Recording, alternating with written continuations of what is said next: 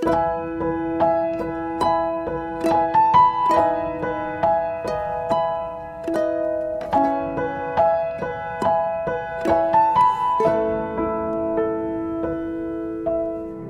bersyukur buat malam hari ini boleh bersama-sama ibadah virtual.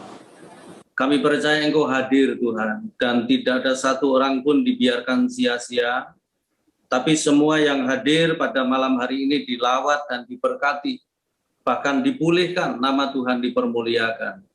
Mari bicara kepada kami satu persatu, dan kami diberkati dengan pesan-pesan khusus bagi kami. Segala kuasa yang bukan dari Tuhan yang coba-coba mengganggu kami patahkan dalam nama Yesus. Biarlah Roh Kudus ambil alih pelayanan ini, supaya yang nampak besar Engkau saja, yang paling luar biasa hanya Engkau saja. Dan kami semua siap untuk diberkati dengan firman Tuhan. Terima kasih Bapa, kami sambut firman-Mu dengan bersyukur. Dalam nama Tuhan Yesus Kristus, haleluya. Mari sama-sama katakan amin. Puji Tuhan, saya bersyukur boleh berada bersama Bapak Ibu, dan saya berterima kasih buat kesempatan malam hari ini untuk sampaikan firman Tuhan. Dan saya diberi tema pernikahan itu kudus, ya. Ini tema ini luar biasa, dan menurut saya ini pangkal dari semua yang menentukan rumah tangga mau jadi seperti apa, yaitu pernikahan itu kudus. Kenapa? Karena pernikahan itu adalah lembaga yang diciptakan Tuhan sendiri, nggak ada intervensi manusia, ya, sama sekali, dan modelnya Tuhan yang bikin, aturannya Tuhan yang bikin, ya. Tapi guru saya mengatakan begini, kalau pengen merasakan surga, menikahlah. Jadi rupanya kalau nikah kita itu standarnya seperti firman, melakukannya seperti firman, maka terasa di surga. Tapi dia juga ngomong begini, kalau pengen merasakan neraka, menikahlah. Jadi rupanya bisa juga rasa neraka, tergantung kita. Jadi ada dua macam rasa nikah nih Bapak Ibu, ya. Satu rasa surga, dua rasa neraka, ya. Saya lihat wajah Anda rasa surga semua, ya, jangan khawatir, ya. Tapi mari kita cek dengan firman, ya. Saya akan mengajak Bapak Ibu membaca Alkitab kita di dalam Maleakhi pasal yang kedua ayat 14 sampai ayat 16. Pernikahan itu kudus, dan pernikahan itu buatan Tuhan sendiri, ya, dan kudus adanya. Maleakhi pasal 2 ayat yang ke-14 sampai ayat 16, dan saya bacakan, Bapak Ibu simak di Alkitab masing-masing. Dan kamu bertanya, oleh karena apa? Oleh sebab Tuhan telah menjadi saksi antara engkau dan istri masa mudamu, yang kepadanya engkau telah tidak setia, padahal dialah teman sekutumu dan istri seperjanjianmu. Bukankah Allah yang esa menjadikan mereka daging dan roh? Dan apakah yang dikehendaki kesatuan itu? Keturunan ilahi. Jadi jagalah dirimu, dan janganlah orang tidak setia terhadap istri dari masa mudanya. Sebab, ayat 16, sebab aku membenci perceraian, firman Tuhan, Allah Israel. Juga orang yang menutupi pakaiannya dengan kekerasan, firman Tuhan semesta alam. Maka jagalah dirimu, dan janganlah berkhianat. Bapak Ibu, nikah itu gampang, tapi menjalani pernikahan itu sulit. Dan banyak orang tua kalau mau menikahkan anaknya, itu sibuknya adalah mempersiapkan pestanya. Dia lupa untuk mempersiapkan perjalanan hidupnya.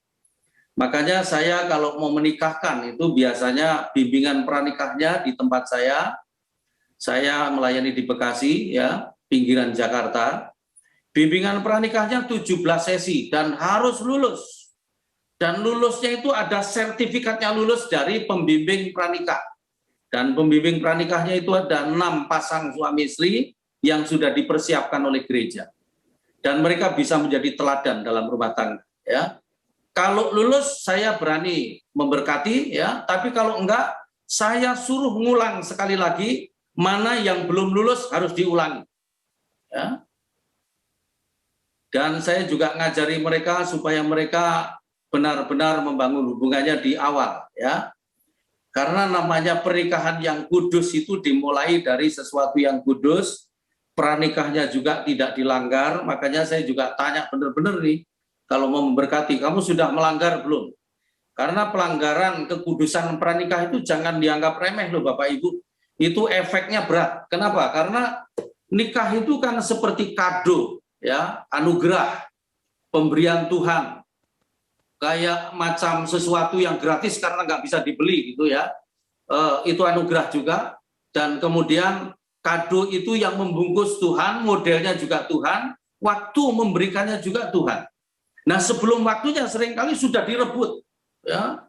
Pada waktu apel kita nyanyi diobok-obok badannya diobok-obok. Nah itu sama dengan begini loh ya, kado itu sama dengan disayat-sayat begitu ya, robek-robek. Jadi begitu tangan pendeta diletakkan, dilepaskan berkatnya turun, tapi nggak bisa tertampung, ya merojol terus, kira-kira begitu. Itu akibat pelanggaran kekudusan pranikah. Makanya pranikah yang tidak kudus itu rawan untuk bermasalah besar, kemudian bahkan rawan cerai, terus kemudian rawan perselingkuhan, bahkan siklusnya nggak akan berhenti, kira-kira begitu. Saya di Surabaya ini kenal satu pria, satu bapak, sekali waktu dalam acara dia paling dilawat Tuhan. Begitu kami deketin gitu, ternyata anaknya umur 19 tahun menghamili pacarnya dan harus nikah diam-diam. Lalu kemudian tahun berikutnya anak wanitanya dihamili oleh pria, ya, dan pria itu nggak mau bertanggung jawab. Kira-kira begitu ya. Nah, di dalam acara saya itu, dia ingat ternyata pada waktu dia umur 19 tahun, juga menghamili pacarnya, yang sekarang jadi mamanya. Jadi kalau Anda dulu melanggar, nanti anakmu akan melakukan hal yang sama. Cucumu juga, kira-kira begitu. Makanya harus diselesaikan. Caranya gimana? Anda cari ya hamba Tuhan, ngomong sama dia dan minta doa pemutusan, supaya nggak turun ke anak. Ini baru pelanggaran pranikah ya, yang nggak kudus gitu. Nah, pernikahan yang kudus itu dimulai dengan pranikah yang kudus juga, gitu. Lalu kemudian ada 4 prinsip saya mau sampaikan malam hari ini. Ada 4 prinsip pernikahan yang kudus. Yang pertama adalah ayat 15. Ayat 15 itu berkata begini, bukankah Allah yang esa menjadikan mereka daging dan roh? Dan apakah yang dikehendaki kesatuan itu? Keturunan ilahi. Jadi jagalah dirimu dan janganlah orang tidak setia terhadap istri dari masa mudanya. Dan apakah yang dikehendaki kesatuan itu? Keturunan ilahi. Jadi prinsipnya pernikahan yang kudus itu satu begini. Satu, ya, melahirkan generasi yang kudus, generasi ilahi.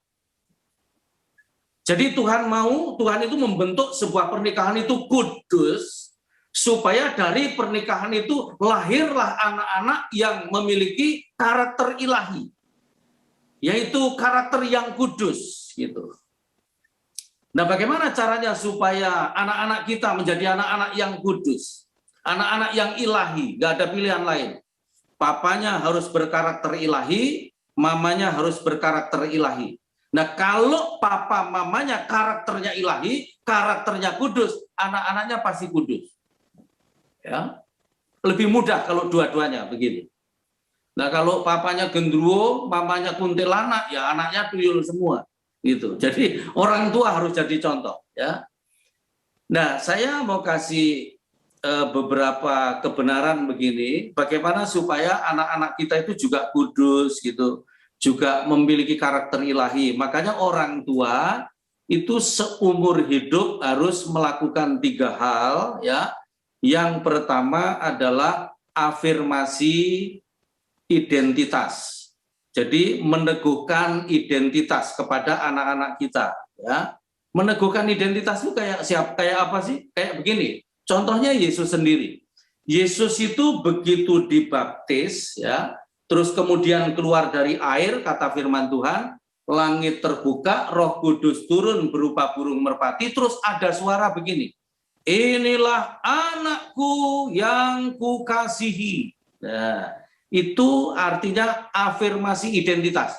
Yesus identitasnya sebagai anak Allah diteguhkan. Nah, begitu juga Anda harus meneguhkan identitas anak-anak Anda supaya tidak terhilang dari Tuhan. Contoh begini ya, meneguhkan identitas. Sekali waktu ada anak kecil pulang dari sekolah, masih SD, ya. Lalu kemudian anak ini nangis. Wow, terus papanya tanya, "Kenapa kamu nangis?" "Aku dibully sama teman-teman, Papa." "Kenapa? Temanmu bilang apa?" "Katanya aku banci, Papa." Nah, orang tua harusnya meneguhkan identitas yang benar begini. Kamu bukan banci, kamu itu anak Tuhan, diciptakan Tuhan sebagai pria, dan kamu adalah pria yang sungguh-sungguh pria. Kalau perlu berkata, kamu pria sejati, kamu anak Tuhan, kamu adalah anak papa dan mama. Nah, itu artinya meneguhkan identitas. Nah, ini bapak enggak. Begitu anaknya ngomong, "Aku katanya kayak banci, Papa." Malah papanya ngomong, "Lah memang kamu kayak banci." Waduh, Pak, begitu remaja jadi banci beneran. Hati-hati ya, anakmu akan menjadi ilahi atau tidak tergantung mulutmu. Ya. Kalau Anda dikit-dikit ngomong, "Kurang ajar kamu," ya kurang ajar bener. Karena apa? Anda yang beridentitas. "Nakal kamu," lama-lama nakal juga. "Nggak bener kamu," lama-lama nggak bener juga. Coba beri identitas, itu yang pertama ya. Lalu yang kedua, kita harus afirmasi. Yang pertama identitas, yang kedua afirmasi value. Ya, meneguhkan nilai-nilai kebenaran, nilai-nilai firman Tuhan, kingdom value. Ya, jangan dikasih nilai-nilai yang salah. Kenapa? Karena nilai yang salah, value yang salah akan menghasilkan hidup yang salah, tindakan yang salah juga. Contoh begini, sekali waktu ada seorang nenek, dia di gereja sama cucunya, dan cucunya lari, di belakang dia teriak begini, "Oma, Denny mau kencing." Omanya langsung, sih. Aduh, didengar orang Saru nggak bagus ya. Coba lain kali bilang ya, kalau mau kencing bilang, "Oma, Denny mau nyanyi." Nah, itu. Jadi asal rasa kencing, dia dari jauh-jauh teriak-teriak, "Oma, Denny mau nyanyi." Ya, udah tahu jalannya nyanyi ya. "Oma, Denny mau nyanyi," asal mau kencing itu. Sekali waktu Denny ini tidur sama opanya. Tengah malam dia ngomong begini, "Opa, Denny mau nyanyi." "Nggak boleh, besok, ini malam, nanti orang bangun semua, ayo tidur." Nggak lama kemudian Denny ngomong lagi, "Opa, Denny mau nyanyi, Opa. Besok, sekarang tidur dulu."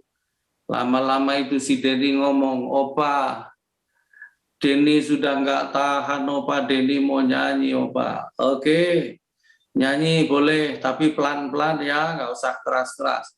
Ayo nyanyi di telinga Opa." Waduh, lupir telinga opanya. Ya, value yang salah akan menghasilkan tindakan yang salah. Jadi Anda mesti kepada anak itu meneguhkan identitas, supaya identitasnya sebagai anak Tuhan itu langgeng. Terus kedua, meneguhkan value, yaitu firman Tuhan, tiap hari ajari firman. Yang ketiga, Anda harus meneguhkan potensi. Coba kalau anakmu bisa main musik, kenapa nggak dibawa ke gereja biar main musik di gereja, gitu, kira-kira begitu. Meneguhkan potensi, ya. Itu anak-anak kita, lahir anak-anak ilahi. Jadi suami istri yang kudus, pernikahan yang kudus akan melahirkan anak-anak kudus. Itu prinsip pertama. Pernikahan yang kudus melahirkan anak-anak kudus. Itu prinsip pertama. Prinsip kedua, ayat 16 bagian A. "Sebab aku membenci perceraian, firman Tuhan Allah Israel." Pernikahan yang kudus itu prinsip keduanya adalah tanpa perceraian. Tidak ada perceraian. Satu kali nikah seumur hidup. Boleh nikah lagi kalau sudah mati, ya. Dan ini Anda perlu tahu, ya, ini yang ngomong Allah sendiri. Sebab aku membenci perceraian, firman Tuhan Allah Israel. Tapi kenyataannya ya banyak juga yang cerai. Bahkan tahun 2015 itu ada sebuah survei. Dari 2.880 pasang disurvei, hasilnya begini. 10% bahagia, jadi pernikahan itu hasilnya begitu. 10% bahagia, ya, termasuk yang di virtual ini 300 orang, 10% yang bahagia, ya. Terus kemudian 80% seperti api dalam sekam.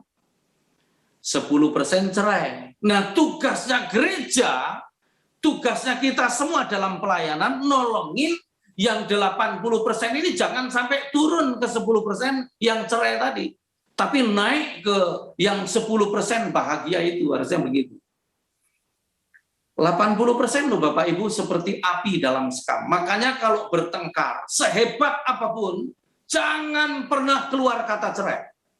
Jangan pernah mengatakan cerai. Jangan pernah batin cerai. Karena apa? Itu sumbernya bukan hati Tuhan. Hati Tuhan nggak ada cerai. Tapi 10% cerai, 80% seperti api dalam sekam, 10% bahagia, 80% seperti api dalam sekam, 10% cerai. Api dalam sekam itu begini. Permukaan nggak ada apa-apa, tapi dalam ada yang menyala. Ini namanya keluarga panas dalam, kira-kira begitu, ya. Kalau di gereja baik-baik, ya. Oh, haleluya, oh, haleluya. Tapi pulang gereja istrinya begini,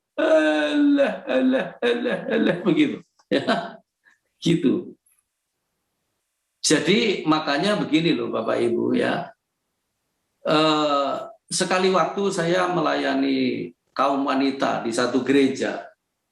Tiba-tiba setelah khotbah, di tengah khotbah saya itu saya berhenti dan kemudian mendadak saya ingin tanya sama ibu itu. Dan saya tanya begini, ibu-ibu, seandainya malam ini suamimu mati, terus Anda juga mati, lalu Anda berdua dihidupkan lagi, kemudian boleh pilih. Jadi boleh pilih. Apakah kira-kira ibu-ibu masih mau jadi suamimu yang sekarang ini? Saya kaget ibu-ibu, bapak-bapak, ada 3 ibu-ibu angkat tangan sambil ngomong begini, enggak sudi. Waduh, saya jujur, malah yang satu lagi ngomong begini, Pak Isa, kalau boleh tuker tambah, tombok piroe gak apa-apa. Mau tambah berapapun saya mau. Waduh, dalam hatiku, saya jujur sebagai pembicara rasa tertuduh juga. Ya, pulang sampai di rumah, saya waktu itu diantar staf saya pulang sampai rumah jam 11, almarhum istriku udah tidur, saya bangunkan dia, cuman mau tanya ini. Ya, Ma, bangun Ma, bangun. Ada apa? Mau tanya Mama, pertanyaannya penting nggak? Penting sekali, Ma. Begitu penting sekali, langsung duduk, ya, matanya masih kriip-kriip. Kemudian saya tanya begini, Ma, seandainya Papa mati, loh, kenapa? Dia kaget. Ya. Belum, ya. Dia kaget.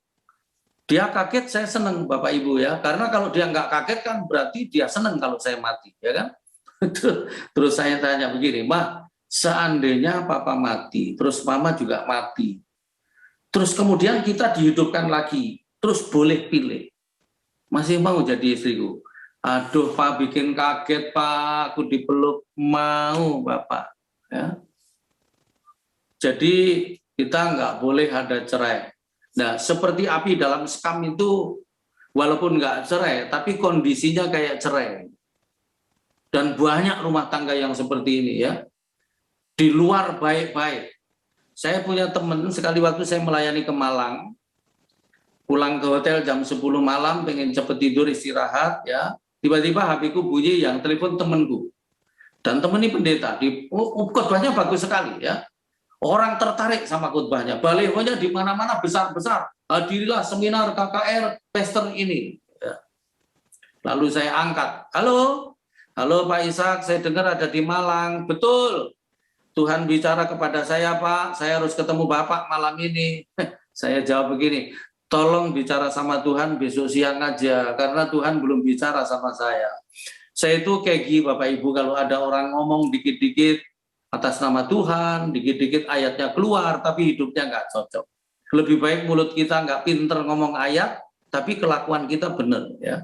Saya jawab begitu, dia marah. Pak Ishak, kalau nggak bersedia ketemu saya malam ini, Pak, saya sudah siap mau minggat ini, Pak. Loh, kamu pendeta pakai minggat-minggat segala, ada apa? Hari Minggu pulang pelayanan saya ditempeleng istri, Pak. Loh, kamu yang ditempeleng kok malah kamu yang minggat? Iya, Pak, habis tempeleng tak jambai rambutnya, Pak. Oh, oke, kamu kesini deh, kesini yuk kita ngobrol. Tak layani sampai jam 2 pagi, Bapak Ibu. Dan ujungnya saya ngomong begini, besok kau bawa istrimu ke sini ya, kita ngobrol bertiga supaya aku dengar dari istrimu. Nggak bisa, Pak. Besok saya harus khotbah di gereja ini, lusa saya harus ke Surabaya khotbah 3 kali di satu gereja. Dalam hatiku mau ngomong apa kamu ini? Saya beranikan diri gini, bro, sudah waktunya time out. Coba betulin dulu, ya, terus baru kamu naik mimbar, ya. Karena ini apa ya namanya? Ya, terus kemudian akhirnya begini, saya mau kasih tahu aslinya kita itu Bapak Ibu, bukan di gereja loh, aslinya kita itu di rumah kita. Mari kita jadi berkat buat rumah kita, mari kita jadi contoh buat rumah kita sendiri. Ya mungkin pasangan kita belum beres, pasangan kita belum benar, nggak apa-apa. Yang penting kita benar. Lama-lama nanti pasanganmu benar juga. Nah jangan nggak benar dibalas nggak benar gitu. Nah ini pendetaan teman-teman loh ini. Pukul-pukulan luar biasa. Nah harusnya kita sebagai anak Tuhan, firman Tuhan itu mengatakan begini, pasangan kita itu hanya bisa dimenangkan oleh kelakuan kita. Tapi sampai kapan? Nggak tahu, itu waktunya Tuhan. Yang pasti begini, tidak ada perceraian. Jadi seandainya pasanganmu belum jadi berkat, pasanganmu belum percaya Tuhan, nggak usah cerai. Kenapa? Pasanganmu itu bisa dimenangkan oleh kelakuanmu. Yang penting Anda bahagiakan dia, Anda berkati dia. Saya sama Bu Eli ini kenal lama, jadi saya tahu pergumulannya, dan saya juga ikut mendoakan. Dan saya salut sama Bu Eli karena Bu Eli wanita yang kuat luar biasa. Terus maju Bu, nggak usah mundur dalam pelayanan ya. Yang penting Ibu jadi berkat. Dan Ibu tetap menjadi berkat di rumah juga di mana-mana. Saya sudah lama nggak ke Victory dan mungkin sudah 4 tahunan ya. Saya lihat Bu Feni tambah seger wajahnya, puji Tuhan, tambah sehat ya. Ini musim pandemi, musim corona, saya berharap semua yang tergabung dalam Victory virtual ini semua sehat ya. Sehat itu mahal sekali. Jangan hidup, saya selalu berkata begini, jangan hidup di atas realita, berdasarkan realita. Kenapa? Realita itu menakutkan, tapi hiduplah berdasarkan kebenaran. Realitanya kan begini Bapak Ibu, Corona itu belum ada obatnya. Itu betul, Corona itu belum ada obatnya. Tapi kebenarannya, Tuhan bisa menyembuhkan semua penyakit. Dan Tuhan sudah memberi obat dalam diri kita. Hati yang gembira itu adalah obat. Itu bulan April saya sudah kena Corona dan 2 minggu selesai, sembuh, sampai sekarang sehat. Ya, jadi nggak usah takut, nggak usah khawatir, pokoknya hatimu tetap gembira. Tapi kenyataannya ada juga yang nggak sembuh. Nggak apa-apa. Kenapa? Karena memang realitanya ada orang yang nggak sembuh. Tapi kebenarannya, mati hidup itu tangan Tuhan yang ngatur. Gitu. Nah itu, makanya hiduplah berdasarkan kebenaran. Realitanya, saya mau kasih tahu ya, realitanya rumah tangga banyak yang berantakan. Rumah tangga banyak yang bermasalah. Tapi kebenarannya, kalau kita ikut firman, lama-lama kita dipulihkan. Katakan amin. Nah, gitu. Tanpa perceraian, itu prinsip yang kedua. Prinsip yang ketiga, masih ayat 16 bagian B, ayat itu berkata begini, juga orang yang menutupi pakaiannya dengan kekerasan firman Tuhan semesta alam. Jadi prinsip pertama melakukan generasi ilahi, prinsip kedua tanpa perceraian, prinsip yang ketiga tanpa kekerasan. Pernikahan yang kudus itu adalah pernikahan yang pada waktu nikah pun kudus, dijalaninya pun dengan kudus dan dengan benar, tidak ada kekerasan. Kekerasan itu sampai begini, sampai tidak boleh bicara kasar sama pasangan. Ini sulit ya, tidak boleh bicara kasar sama pasangan, gitu. Bicaralah baik-baik, jawablah baik-baik ya. Saya sekali waktu ada di Medan, makan siang bersama sama teman-teman couple, kira-kira 35 pasang.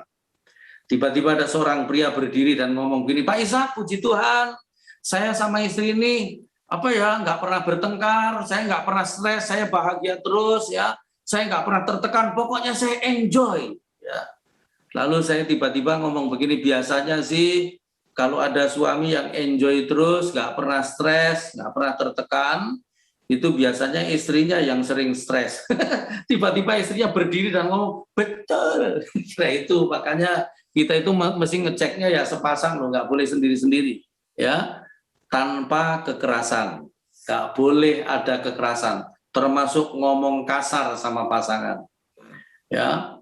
Ada orang kalau di gereja memuji Tuhan angkat tangannya paling tinggi, memuji Tuhannya paling kencang, sungguh indah Kau Tuhan. Itu hari Minggu ya. Hari Senin, Selasa, Rabu, Kamis, Jumat, Sabtu di rumah. Tangan yang sama istri. Di gereja penuh kasih dan sayang, itu saya yakin malaikat melihatnya begini, gitu ya.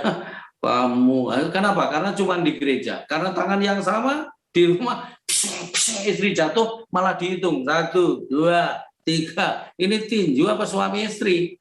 Nah, saya mau kasih tahu, suami istri itu nggak boleh loh pukul-pukulan, nggak boleh dalam kekerasan ya. Jadi sebelum di Indonesia ada KDRT, Firman sudah mengatakan ini, tidak boleh ada kekerasan dalam rumah tangga kita. Ya, saya sudah lama belajar sama pasangan itu nggak ngomong bentak-bentak, sebab ada orang kalau di gereja aja ngomongnya baik-baik sama istri orang, apa kabar C? Yang sabar ya, Allah turut bekerja. Itu sama istri orang. Tapi sama istri sendiri panggil, hey! Gitu ya kan. Wow. Ayo kita belajar baik-baik di rumah kita ya. Terus kemudian prinsip yang keempat. Prinsip yang keempat masih ayat yang ke-16 bagian terakhir, bagian C. Ayat itu berkata begini, maka jagalah dirimu dan janganlah berkhianat.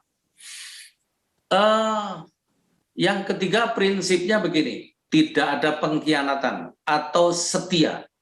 Jadi pasutri, pernikahan yang kudus itu ya melahirkan generasi ilahi tanpa perceraian, tanpa kekerasan, terus tanpa pengkhianatan, setia. Dan ini diulangi 3 kali loh tentang pengkhianatan ini ya. Ayat 14 itu dikatakan di situ ya. Istrimu dari masa mudamu yang engkau tidak setia. Kemudian bagian ayat 15 bagian terakhir juga dikatakan, jadi jagalah dirimu dan janganlah orang tidak setia terhadap istri dari masa mudanya. Terus sekarang ayat 16, maka jagalah dirimu dan janganlah berkhianat. Waduh, sekarang ini kalau masalah pengkhianatan itu ternyata saya jujur Bapak Ibu, saya pelayanan di Pria Sejati ya. Saya kalau camp pendeta itu ngeri ya, karena memang mereka biasa terbuka dan kemudian harus sembuh. Harus sembuh itu harus terbuka. Untuk sembuh itu harus terbuka ya. Banyak yang melanggar. Jadi saya mau kasih tahu, nikah itu nggak boleh dikhianati, harus setia. Setia sama pasangan. Makanya dulu pada waktu sebelum nikah kita kan ditanya. Saya dulu ditanya, Saudara Ishak, apakah kamu bersedia menerima Saudari Ribka? Ya. Bapak Ibu, setelah 2 tahun istriku meninggal, saya nikah lagi, baru 6 bulan, 7 bulan lalu. Sama pertanyaannya begitu. Saudara Ishak, apakah kamu bersedia menerima saudari Ribka menjadi istrimu satu-satunya seumur hidupmu? Seumur hidupmu. Itu mati nikah lagi, dan second marriage itu jauh lebih sulit. Kenapa? Karena mempersatukan dua rombongan, mempersatukan dua pelayanan, dia juga pendeta, dia juga gembala, itu sulit, ya. Itu. Tapi tetap harus setia, nggak boleh selingkuh, nggak boleh nyeleweng. Kalau pasanganmu nyeleweng, Anda nggak boleh nyeleweng, nggak boleh membalas. Makanya cintanya kita kepada pasangan kita itu seperti cintanya Yesus kepada gereja. Satu arah, cinta satu arah. Cinta kita, kasih kita kepada pasangan kita itu harus kasih yang satu arah, supaya kita nggak kecewa. Kalau kasih satu arah, kita nggak nuntut balik. Tanpa pengkhianatan. Nah, kalau ya, pernikahan kita itu lahir generasi ilahi, tanpa cerai, tanpa kekerasan, tanpa pengkhianatan, kira-kira keluarga yang begini bahagia? Pasti bahagia, ya. Nah, keluarga yang bahagia itu dampaknya, keluarga yang kudus itu pasti bahagia, dan tandanya ada 4. Saya mau sampaikan secara singkat. Tandanya keluarga bahagia, keluarga yang kuat, keluarga yang sehat, itu tandanya ada 4. 1, bisa dinikmati. Itu 1.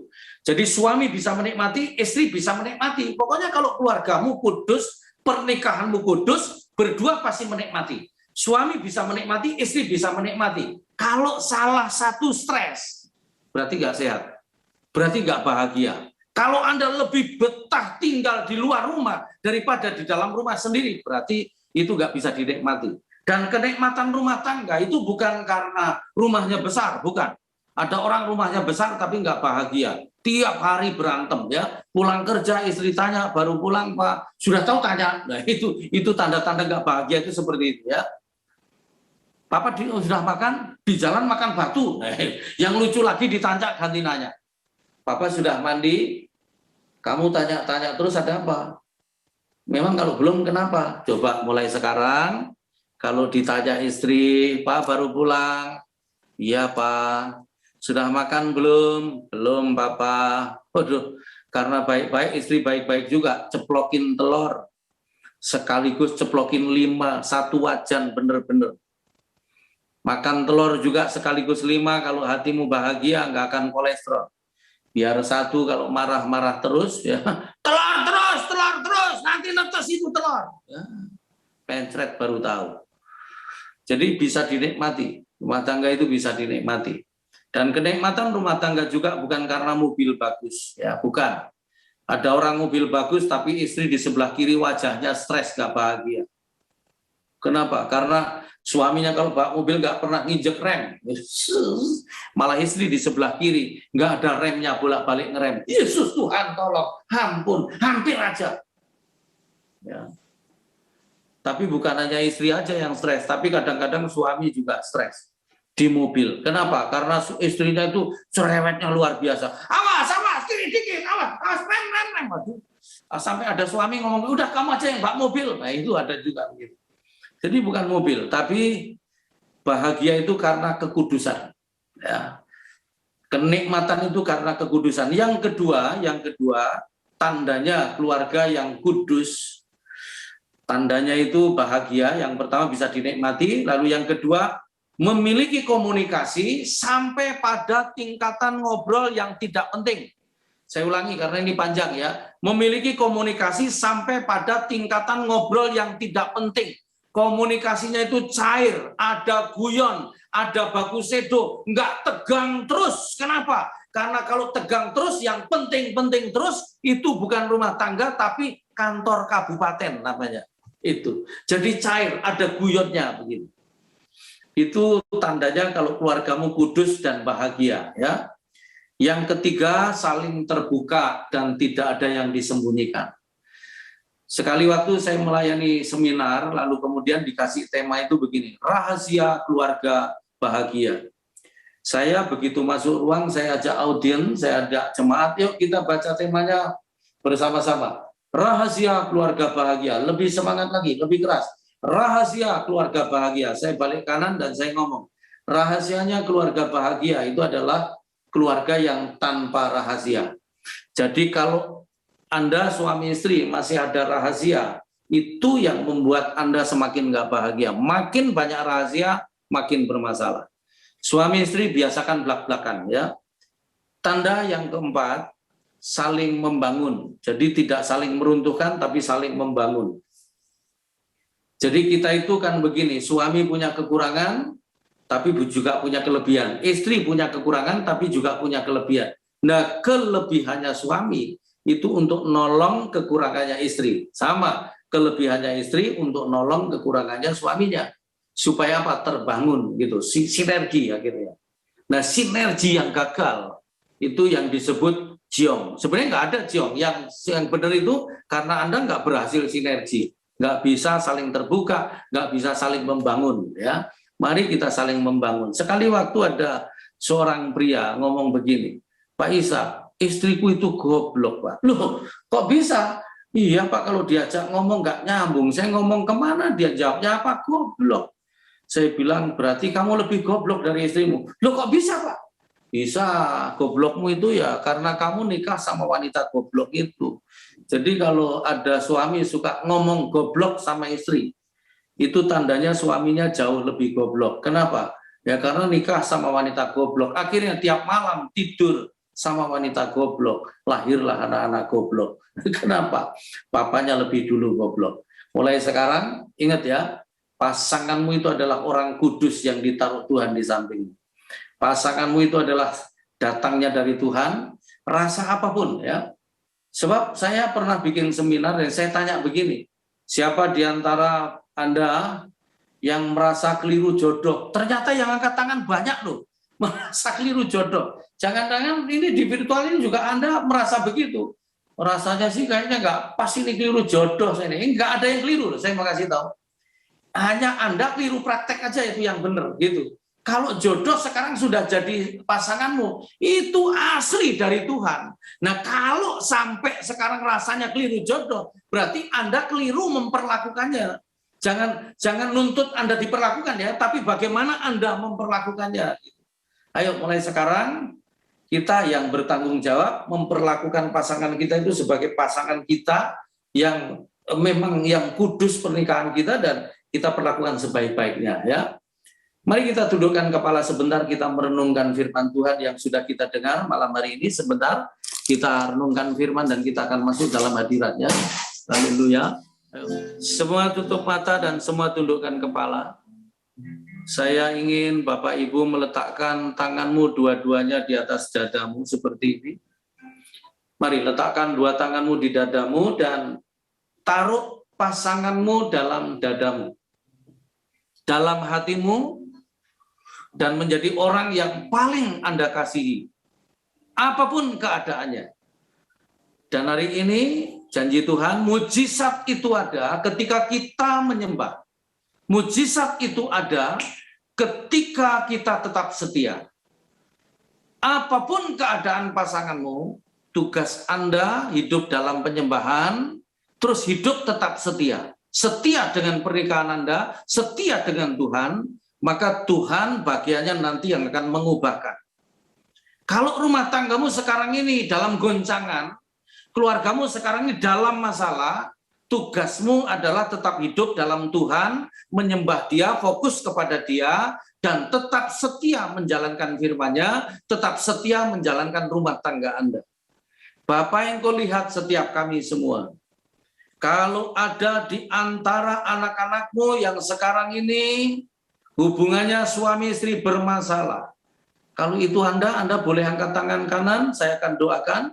Kalau ada di antara anak-anakmu yang hubungannya suami istri bermasalah, saat ini kami berdoa di dalam nama Yesus, Tuhan sembuhkan, Tuhan pulihkan, karena yang menemukan mereka berdua adalah Tuhan sendiri.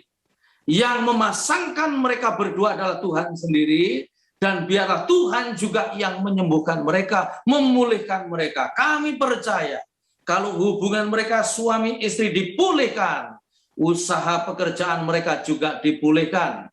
Kalau hubungan suami istri dipulihkan, maka anak-anak mereka juga diberkati. Ketika hubungan mereka suami istri dipulihkan, pelayanan mereka lebih dipulihkan lagi.